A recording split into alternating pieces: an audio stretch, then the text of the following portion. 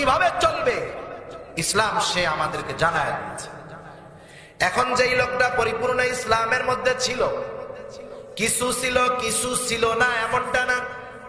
কারণ অনেক মানুষ আছে ব্যক্তিগত জীবনে ইসলাম আছে, পারিবারিক জীবনে ইসলাম নাই, আছে না?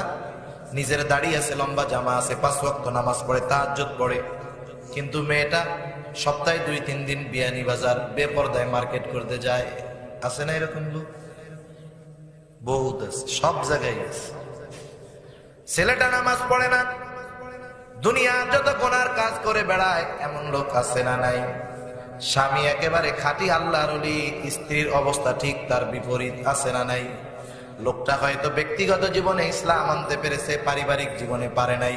কিন্তু যার পারিবারিক জীবন, রাজনৈতিক জীবন, সামাজিক জীবন সব জায়গায় ইসলাম থাকবে, ওই লোকটা জবাব দিবে আমার দিন হলো ইসলাম।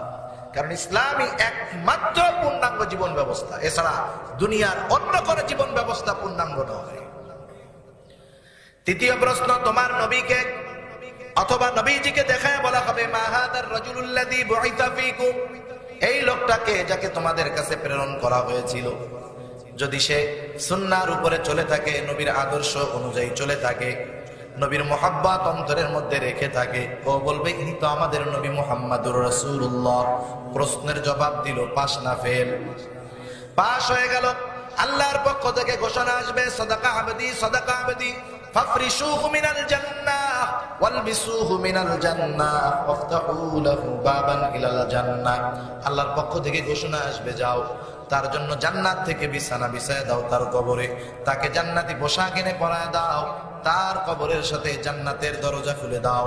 এই লোকটার কবরটা হয়ে যাবে একটা জান্নাতের বাগান, কবরটা হবে সুন্দর, ঠিক কিনা? কেন? দুনিয়ায় তার আমল সুন্দর।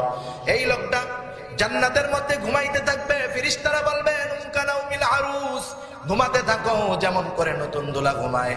নবীজি বলেন তার কবরকে এত দূর পর্যন্ত বিস্তৃত করে দেওয়া হবে যত দূর পর্যন্ত তার দৃষ্টি সীমা যায়। যদিও আমরা দেখতে পারি না, কারণ কি? মৃত্যু পরবর্তী সময়টাকে বলা হয় আলমে বরজখ। কবরে রাখুক, পুড়ায়া দিক, সমুদ্রে ফালায়া দিক, যে অবস্থাই হোক না কেন, মূল জগৎটা আলমে বরজখ।